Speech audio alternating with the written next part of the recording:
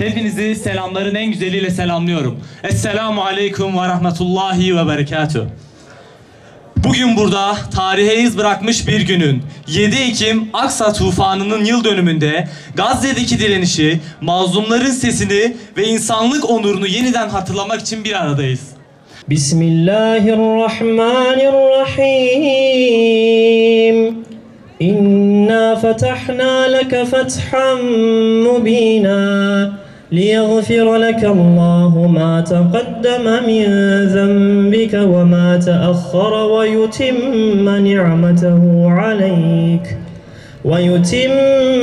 نعمته عليك ويهديك صراطا مستقيما وينصرك الله نصرا عزيزا هو الذي أنزل السكينة في قلوب المؤمنين ليزدادوا إيمانا مع إيمانهم ولله جنود السماوات والأرض وكان الله عليما حكيما. تكبير! تكبير!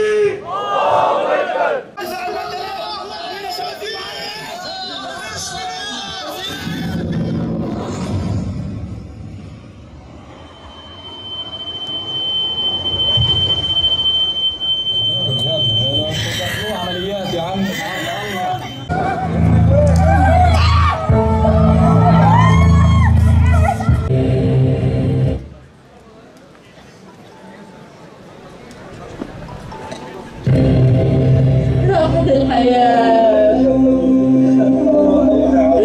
راح وجوز راح الله يرحمه سلام شو صار بكم والله مو صار تكبير! الله أكبر! تكبير! الله أكبر! تكبير! الله أكبر! Aksa tufanının yıl dönümünü idrak ediyoruz. 7 Ekim 2023 sadece bir operasyonun değil, 10 yıllardır süre gelen işgal, zulüm ve sessizliğe karşı bir uyanışın günü olmuştur. Bu tarih, dünyanın dört bir yanındaki mazlumların kalplerinde yeniden umut ateşinin yandığı, zalimlerin ise maskelerinin tek tek düştüğü bir dönüm noktasıdır. Bizler İnönü Üniversitesi toplulukları olarak bu özel günde Gazze halkının haklı mücadelesine destek vermek ve sessiz kalmamak adına bir araya gelmiş bulunuyoruz. Zulme karşı ses yükseltmenin, insanlık onurunu savunmanın bir sorumluluk olduğuna inanıyoruz. 7 Ekim sabahı gerçekleştirilen operasyonla birlikte yıllardır yenilmez olduğu iddia edilen işgal güçlerinin güvenlik duvarları çökmüş, askeri dokunulmazlık mitleri yerle bir olmuştur.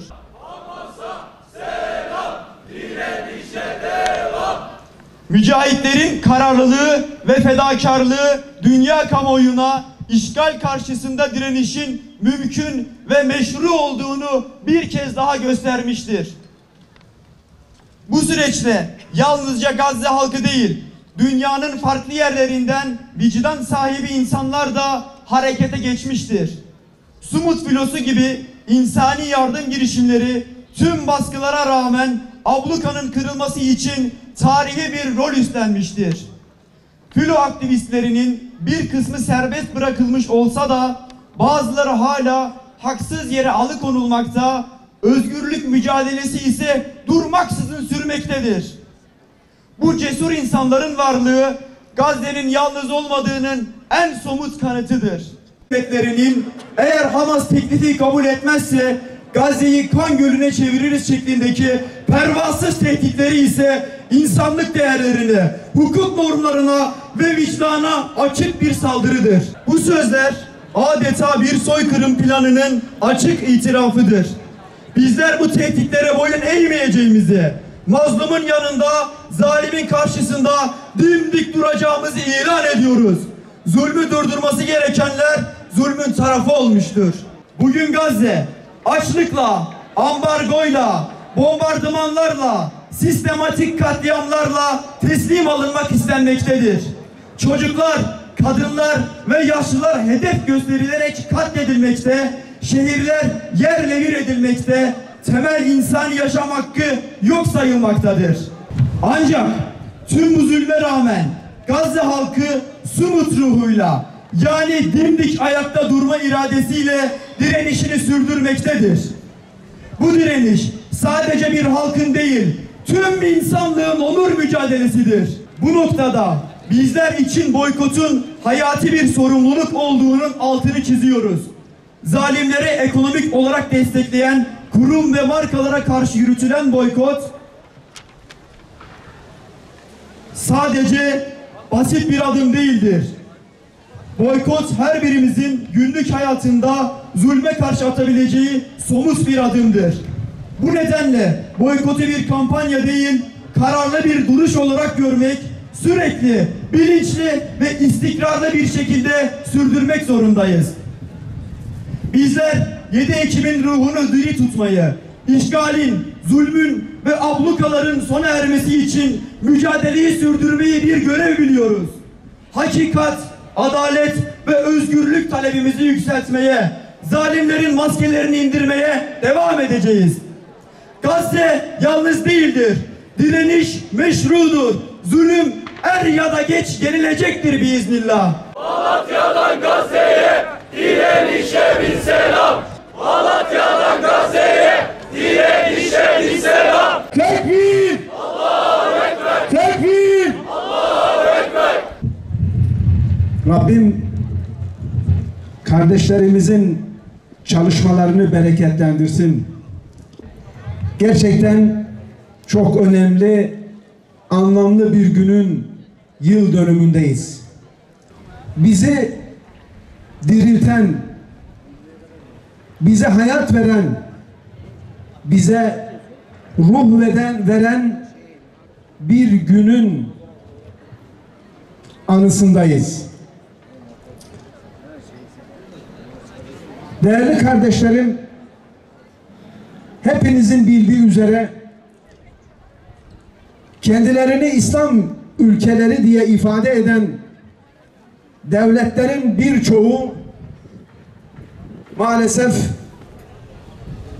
Siyonizm ile normalleşme, anlaşma, uzlaşma girişimleri ve çabaları içerisindeydi. Ve gerçekten de bu anlamda Siyonizm önemli aşamalar kat etmişti. Siyonizm ilerliyordu. Siyonizm bütün ceberrutuyla, bütün sahtekarlığıyla insanları aldatmaya devam ediyordu. Ve biz ne yapılacağını düşünüyorduk. Dünyadaki Müslümanlar acaba bu oyun, bu tuzak, bu aldatmaca nasıl durdurulabilir? Bu nasıl bozulabilir diye kara kara düşünüyorduk. Böyle bir dönemde biz ne yapacağımızı şaşırmışken Allah kendilerinden razı olsun.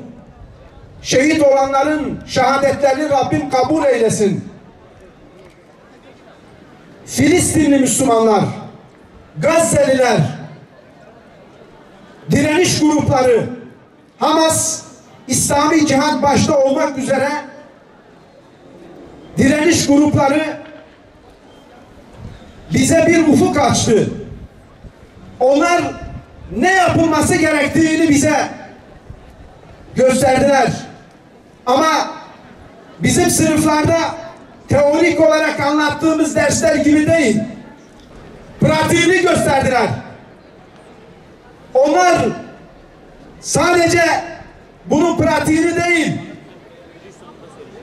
nasıl uygulanacağını değil, bunlar fedakarlığın en üst noktasını vererek, bizzat kendilerini ortaya koyarak, bütün varlıklarını, evet, canlarını ortaya koyarak bunu bize gösterdiler. Onlar ufku gösterdiler bize.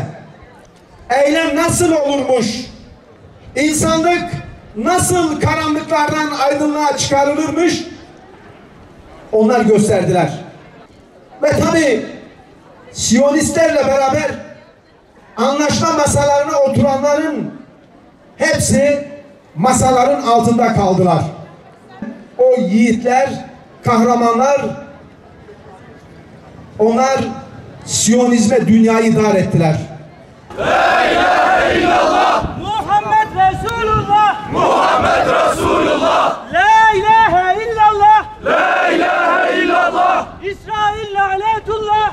İsrail lanetullah. La ilahe illallah. La ilahe illallah. Amerika lanetullah. Amerika lanetullah. La ilahe illallah. Siyonist lanetullah. Hamas'a selam, direnişe devam. Canımız, kanımız feda olsun aşağıya. Canımız, kanımız feda olsun aşağıya. Tekbir! Allahu Ekber! Tekbir! Allahu Ekber! Tekbir! Allahu Ekber! Tekbir! Allahu Ekber! Tekbir! Allahu Ekber! Tekbir! Allahu Ekber! İşgalcilerin iğne! Vur! Vur! Ve